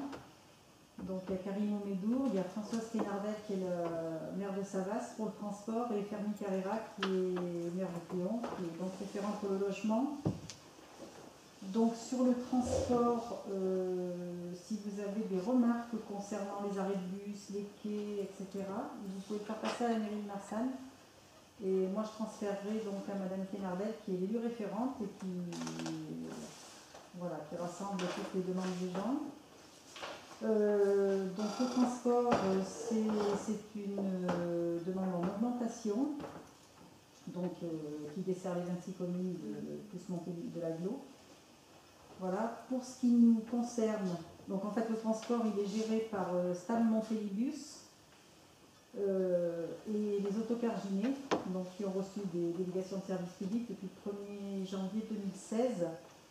Alors pour ce qui nous concerne, c'est la ligne 34 qui dessert Marsanne, il y a 4 à 5 allers-retours par jour. Voilà. Pour cause de travaux, l'agence Montpellibus elle est transférée rue Adémar, c'est derrière la médiathèque, en face du palais de justice, si vous avez besoin d'y aller. Voilà, il peut y avoir du transport à la demande, donc c'est plutôt un transport à vocation sociale pour les seniors. Ils évitent de ramasser des scolaires parce qu'ils ont seulement 2 véhicules disponibles. Il suffit d'appeler l'agglo, service transport, et on peut bénéficier de ce transport à la demande. Et il y a un service dédié pour les personnes à mobilité réduite. Pour les scolaires, donc en début d'année, il y a un recalage qui est fait par rapport au nombre d'élèves qui utilisent le transport pour que chacun ait une place assise. Voilà, donc toutes les informations sont disponibles en temps réel sur le site de l'agglo. Et aux arrêts de bus, on peut télécharger avec un QR code, on peut voir aussi le trafic en temps réel. Voilà, donc pour les scolaires, il y a une gratuité jusqu'à l'âge de 16 ans.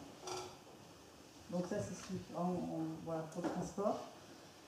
Il y a le site, sur le site de l'agglo, sur le site de Montpellibus. Vous avez toutes les informations, les horaires, etc., toutes les disponibilités. Ensuite, on a parlé de l'urbanisme. Donc l'urbanisme, c'est un gros dossier pour Montpellier-Maraglo, puisqu'ils traitent en moyenne, ils instruisent 1900 dossiers de permis de construire par an, puisqu'ils instruisent tous les dossiers de l'agglo. Voilà, il y a plus de 1100 DIA. Les DIA, ce sont des déclarations d'intention d'aliéner qui portent sur toutes les ventes situées en zone de préemption urbaine.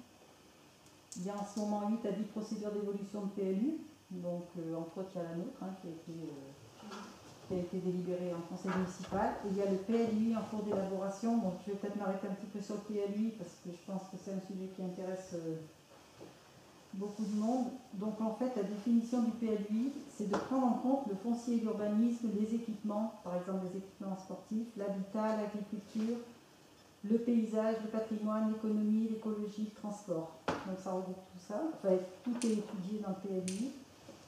Donc le but, c'est quand même de respecter les objectifs nationaux en termes d'équilibre de territoire, de diversité des fonctions urbaines, de la mixité sociale dans l'habitat, de la qualité architecturale, commerciale, de sauvegarder le patrimoine, de prévenir la sécurité, de lutter contre les insalubrités publiques. Voilà, de s'adapter au changement climatique, à la rénovation urbaine, etc. Et le but, c'est qu'en 2040, il n'y ait plus zéro artificialisation nette, qu'on n'utilise plus de terres agricoles pour la construction. Donc on va aller vers des lotissements avec des petits terrains ou des constructions en étage, ou peut-être si on utilise de la terre agricole, il faudra trouver des friches à remettre en service, etc. Donc pour les étapes du PLU, pour ce qui nous concerne, donc on en est au diagnostic à l'heure d'aujourd'hui, qui est en cours de finalisation, qui va déboucher sur un projet d'aménagement et de développement durable sur les 10 à 12 ans qui viennent, donc ça sera l'année prochaine. Il y aura ensuite le projet réglementaire, donc le zonage, les orientations d'aménagement, la réglementation, à l'horizon 2022-2023, et la phase administrative en 2024, donc ce serait le moment où on passerait donc le PLUI, on placerait tous les PLU communaux existants. Le but, c'est d'avoir une harmonisation, qu'on puisse faire à peu près tous la même chose dans les mêmes zones. Voilà. Voilà, donc si vous avez on est encore en enquête publique, vous pouvez toujours faire part de vos remarques sur les registres municipaux. Il y a un registre municipal qui est à disposition. Donc si vous avez des remarques à faire, vous pouvez les faire, et ces demandes, elles seront relayées dans les instances de validation qui les étudieront. Voilà, aujourd'hui, il y a plutôt une action qui est posée sur le cœur de ville de Montélimar. Donc il y a déjà des délibérations qui ont été votées pour acheter la halle de la Cernam, pour la dépolluer, éventuellement la démolir et en faire quelque chose d'autre à la place, et pour acheter du foncier bâti qui est dégradé sur l'îlot du Fuste pour refaire de petits îlots neufs. L'accent est beaucoup là-dessus. Et ça comporte aussi, donc, cette commission, le programme local de l'habitat. Donc ça, c'est un programme sur 6 ans pour répondre aux besoins de logement et d'hébergement, pour favoriser toujours le renouvellement urbain, la mixité sociale, et pour améliorer l'accessibilité aux personnes handicapées, pour améliorer la qualité du logement. Voilà. Donc tout ça, ça se fait à l'échelle communautaire, ce PLH, donc le programme local de l'habitat, sur la base d'un état des lieux, donc par rapport à l'évolution de la croissance démographique, par rapport à l'état des lieux des logements, en vue de l'amélioration. Ça prend aussi en compte les publics spécifiques, comme des personnes démunies, des jeunes, les gens du voyage. Voilà. Et ils étudient aussi les compatibilités qu'il y a entre les PLU actuels et le PLU à venir. Et les services de l'État sont toujours associés à cette démarche. Donc la perspective, c'est une approbation du PLH en 2022. Voilà, pour résumer. Ça a duré 3 heures. Merci. Stéphane, tu ne l'as pas fait? Si, ouais. C'est la commission environnement, ça va être beaucoup plus rapide. C'était le 15 octobre à Rochefort-en-Vendenne, avec M. Icard, mais on a surtout eu un gros compte rendu de ce qui s'était passé par M.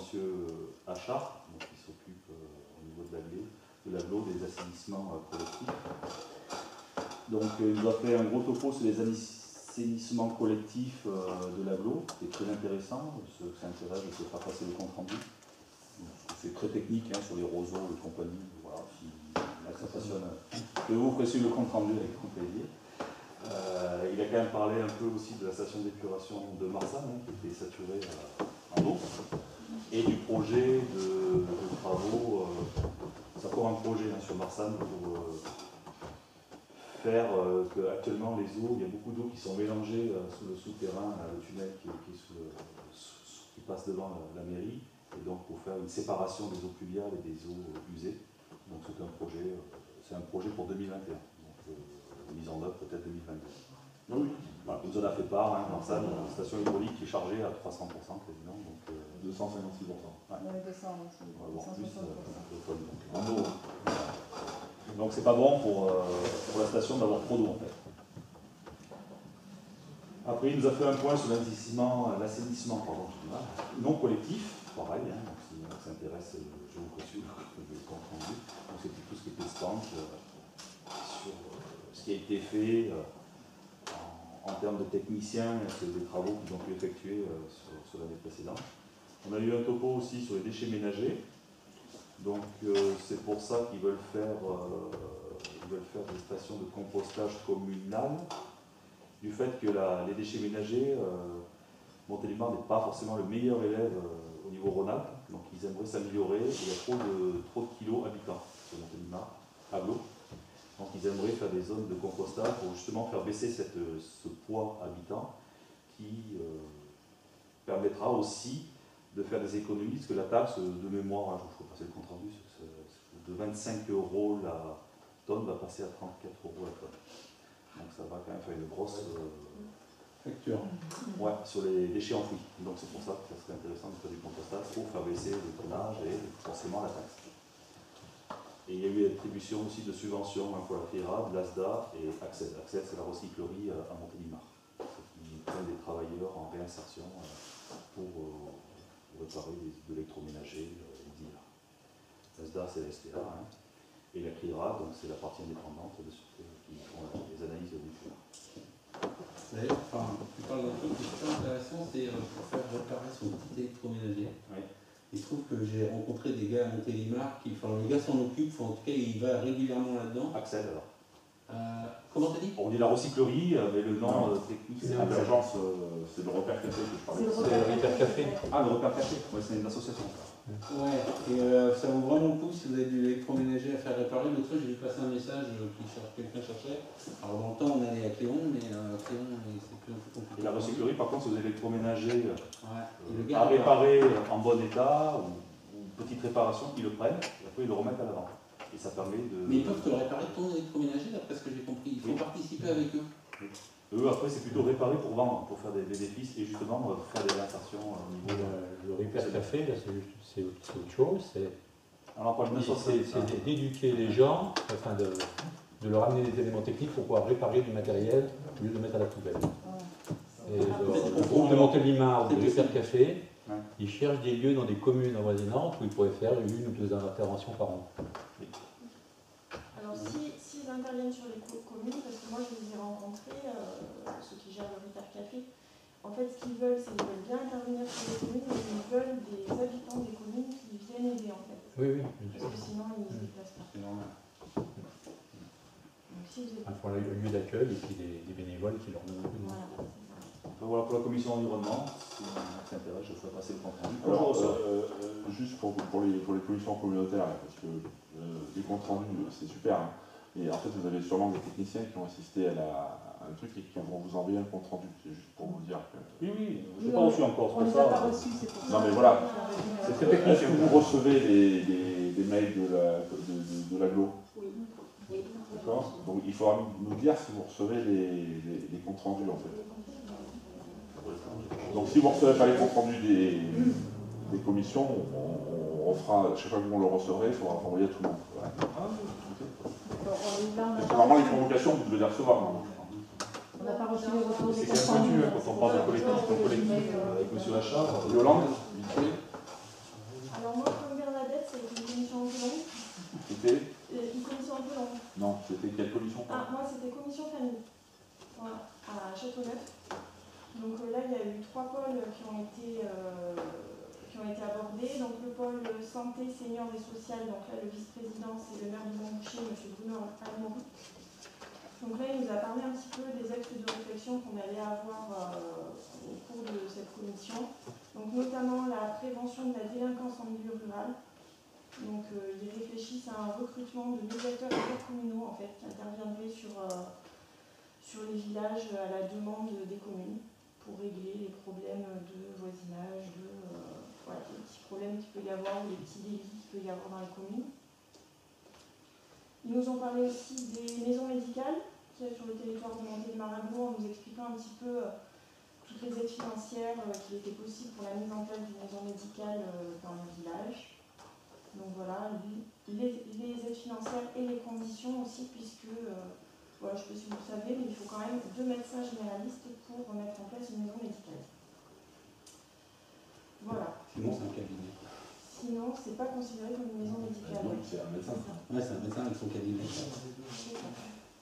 Mais qu'on peut contourner le système en prenant un médecin qui a un... Non, mais c'est bon. Ok. Pas tranquille. Donc pareil, on a donné des avis sur les subventions. Alors les commissions d'agglo, on vote, mais c'est uniquement des avis. C'est pas un vote qui est... Oui, une commission est consultative et après c'est le bureau des nerfs qui reprend le... Donc on a donné des avis sur des subventions pour la DER, il a des bulles de clients et pour l'association Remède à Montélimar. Ensuite, il y a eu un point sur la petite enfance. Donc là, c'est le vice-président, c'est la maire d'Espeluche, Marie-Pierre Piala, qui nous a présenté, pareil, le service petite enfance de l'agglo avec toutes les crèches et toutes les structures d'accueil collectif qui existent sur l'agglo. Et enfin, on a fait un point sur le pôle enfance. Donc là, le vice-président, c'est Madame Marielle Figuet, qui est maire de Châteauneuf.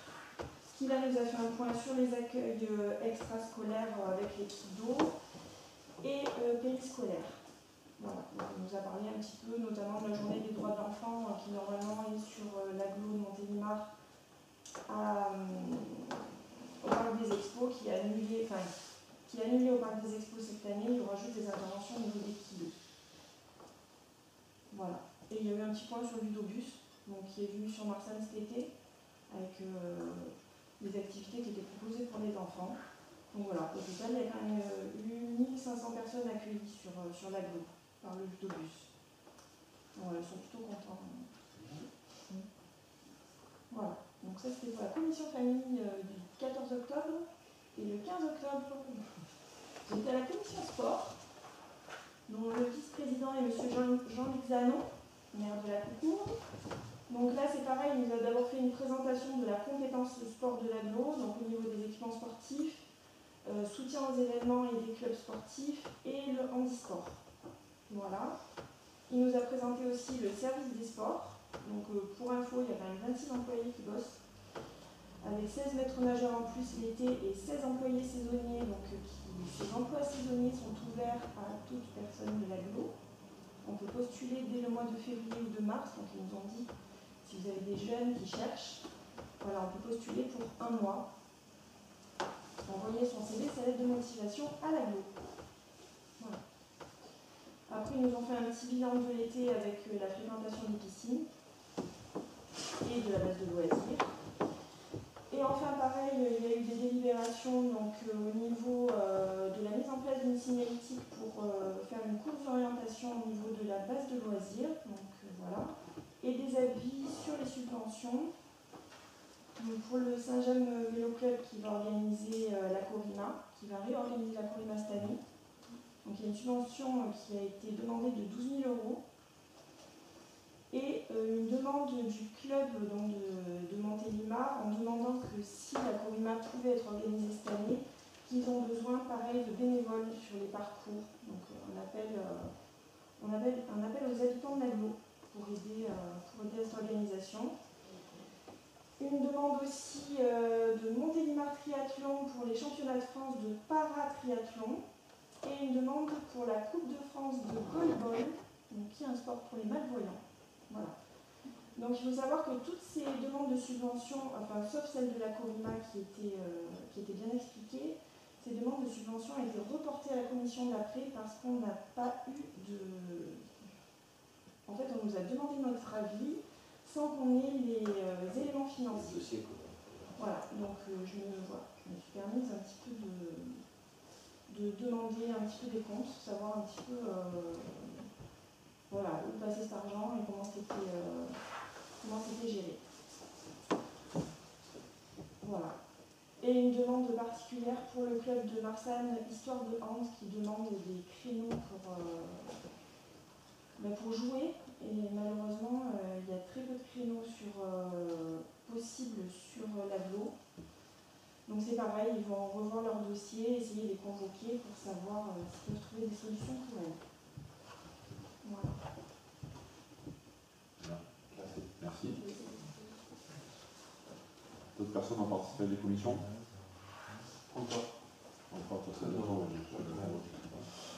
Donc vous avez, oui, c'est des commissions qui sont très denses. Donc comme vous avez expliqué, vous allez intégrer des commissions dans lesquelles il y a pas mal de sujets dans chaque commission.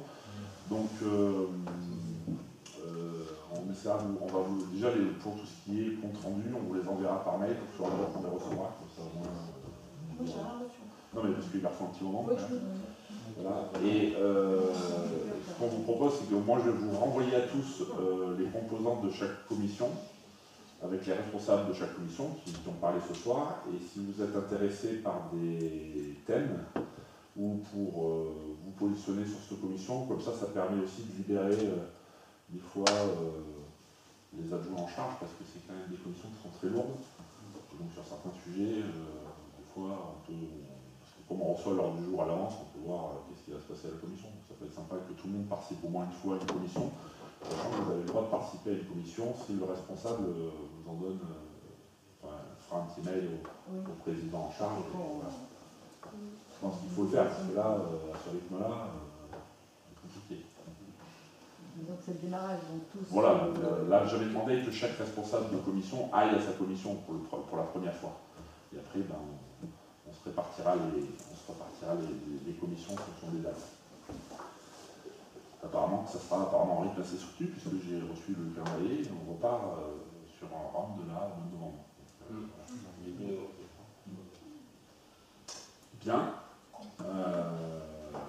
L'ordre du jour est épuisé. Il y a des remarques sur le sujet. Oui, moi j'en ai une. Dimanche, c'est la randonnée. Nous avons toujours l'autorisation de la préfecture. Le couvre-feu ne change rien. Et donc on demande à ceux qui peuvent venir nous aider à partir de 7h du matin dimanche pour la mise en place. Voilà. Il y a des bénévoles qui vont travailler samedi notamment pour mettre en place les parcours. Donc on est à peu près carré sur tout. Donc voilà, maintenant il ne manque plus que des bras de 7h à midi. Voilà. Ça peut être au début, ça peut être à la fin, ça peut être au milieu. Voilà. On attend un peu de monde, je pense que sur les réseaux sociaux, alors on a fait une union syndicale en termes de publicité. Donc voilà, je pense qu'il y aura un peu de monde. Plus les annonces du beau temps. Voilà. Autre point. Moi, je tenais à remercier tous les gens qui nous avaient fait le petit retour sur vos commissions, parce que je trouve ça plutôt sympa et je te remercie de me le demander, parce qu'au moins ça nous met un peu à jour de ce qui se passe à l'agglo et dans la commune, donc je trouve ça plutôt sympa.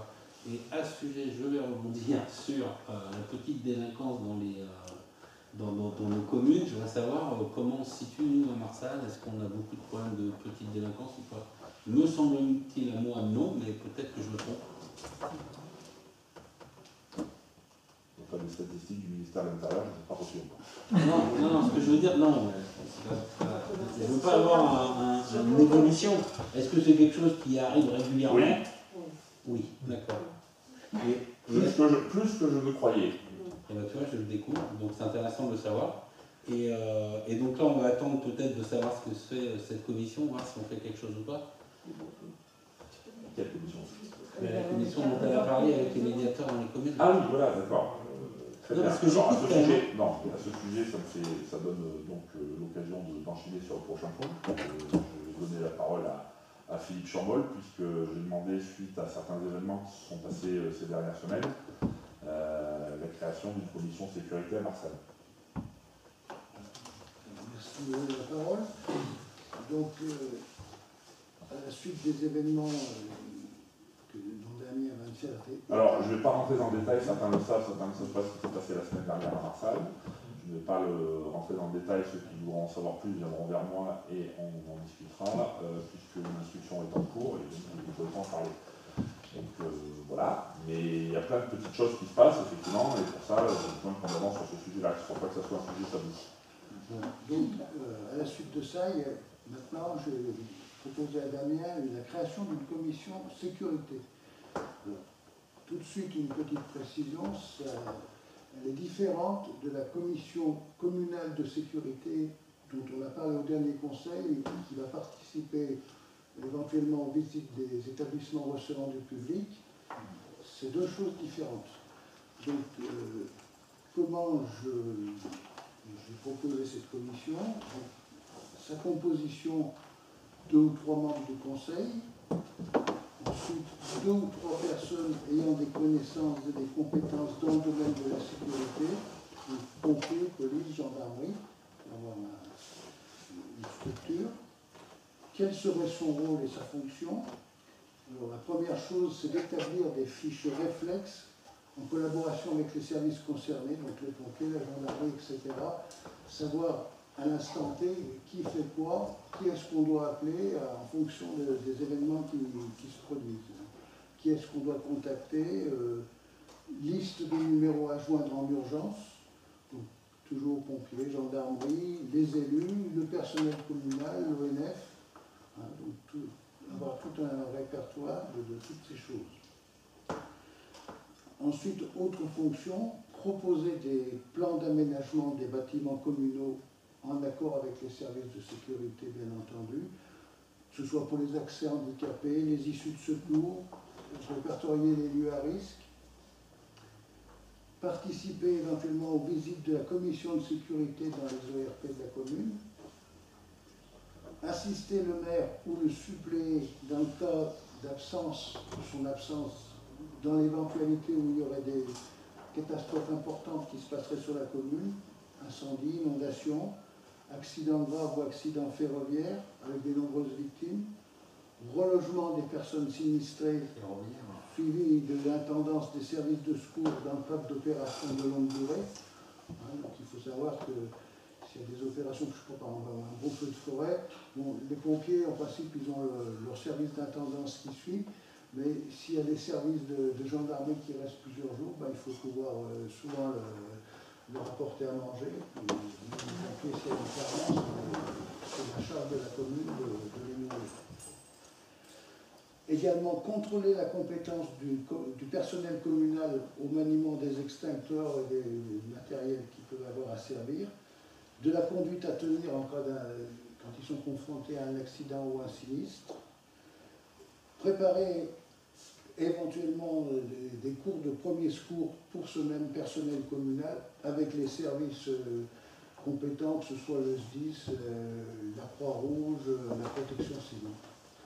Donc ça c'est une liste non exhaustive et c'est dans le cadre de la commune, les travaux d'une commission.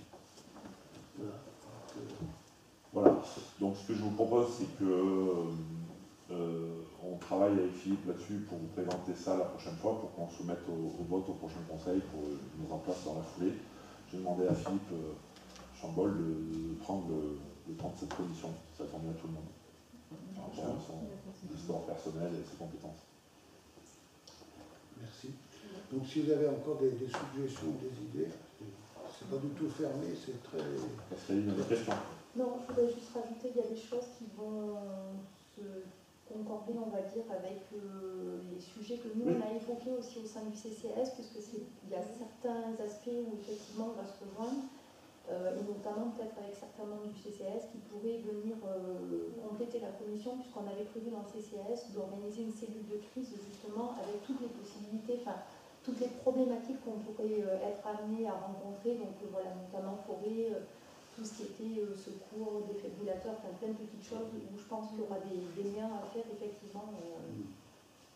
Oui, le cas du défibrillateur, par exemple, ça fait partie des attributions dans les premiers secours. Voilà, nous on en a parlé aussi, les formations PSTN, c'est des choses qu'on a déjà évoquées, qu'on peut aussi mettre en place. Enfin voilà, donc il faudra peut-être qu'on voit tout ça. Il y a quelqu'un sur le CCS qui justement était censé s'occuper de cette partie cellule de crise, donc il faudra qu'on se mette en lien aussi pour travailler.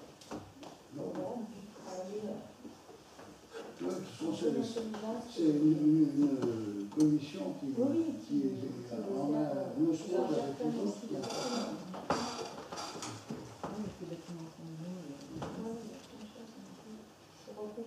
Très bien. Autre chose? Juste pour la rendre heureuse de dimanche, si vous pouvez à la sortie dire si vous êtes dispo à Yolande qui fera un petit planning pour dimanche matin. On a surtout besoin de monde au début de 8h à 10h pour les inscriptions en fait. Voilà, on prévoit 4 postes d'inscription. Alors il n'y a pas de fonds, comme c'est des dons, il n'y a pas de fonds à récupérer, mais il faut quand même inscrire pour des mesures de sécurité, récupérer les noms, les téléphones de chaque participant pour être sûr qu'ils reviennent sains et saufs. Yolande? J'ai juste quelque chose à préciser avant que tout le monde s'en aille. On a posé une feuille de présence. Ah oui. Qu'il faudrait que vous feuille contact. Une feuille contact, voilà. Ce serait bien que vous la remplissiez avant de partir, qu'on ait un cas où on coordonne. Merci. Bien.